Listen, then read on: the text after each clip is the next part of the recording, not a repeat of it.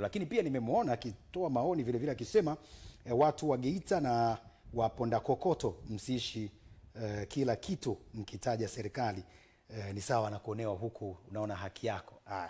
Maoni yake hiyo akisema kwamba wakati mwingine madalali kidogo mambo yanakuwa ndivyo sivyo. Tutazame taarifa nyingine. Baada ya kubaini uwepo wa vyeti vya kugushi vilivyotumika na baadhi ya vijana wasio waaminifu kwa lengo la kujipatia ajira kwenye tasnia ama taasisi na makampuni yanayohitaji watendaji waliopitia mafunzo ya Jeshi la Kujenga Taifa, onyo kali limetolewa kwa wanaofanya mchezo huo. Huyu hapa ni Daniel Mkate kutoka makao makuu ya JKT anaripoti zaidi. Kaimu mkuu tawi la utawala makao makuu ya Jeshi la Kujenga Taifa akizungumza na waandishi wa habari amesema jeshi linawataarifu umma watu watakaobainika kugushi cheti cha jeshi hilo, hatua kali za kisheria zitachukuliwa dhidi yao. Hivi karibuni imebainika uwepo wa vyeti vya kugushi vilivyotumiwa na baadhi ya vijana ambao sio waaminifu ili kujipatia ajira katika taasisi na makampuni yanayohitaji watendaji waliopitia mafunzo ya Jeshi la Kujenga Taifa.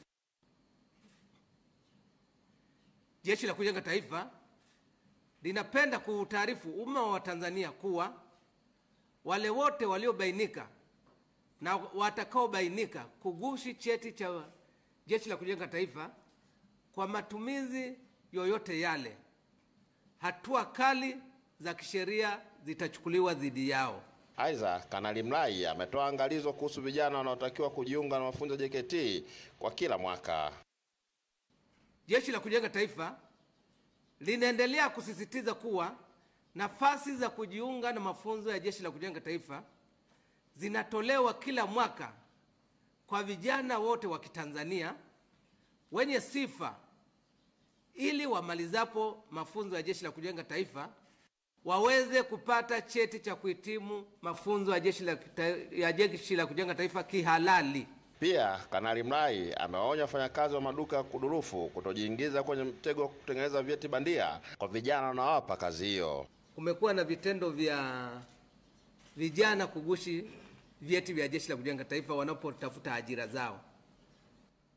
Kimsingi tunapozungumzia wagushaji wanaogushi, tunaongelea watu wawili. Tunamuongelea kijana au mtu anayeenda kugushi cheti na yule mzalishaji. Maana yeye kama yeye hawezi, na maana kuna stationary, ndio tunazungumzia watu kama wao. Kwa hiyo ujumbe wetu pia ufike kwa watu wa stationary. Ni onyo kali ambalo limetolewa na Jeshi la Kujenga Taifa kwa wale vijana wanaogushi vyeti vya jeshi hilo.